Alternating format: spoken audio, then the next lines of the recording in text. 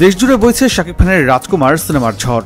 এবারের ঈদে দেশের সিনেমা হলগুলোতে 12টি সিনেমা মুক্তি পেলেও সর্বাধিক 126টি সিনেমা হল নিয়ে এগিয়ে আছেন সুপারস্টার শাকিব খান।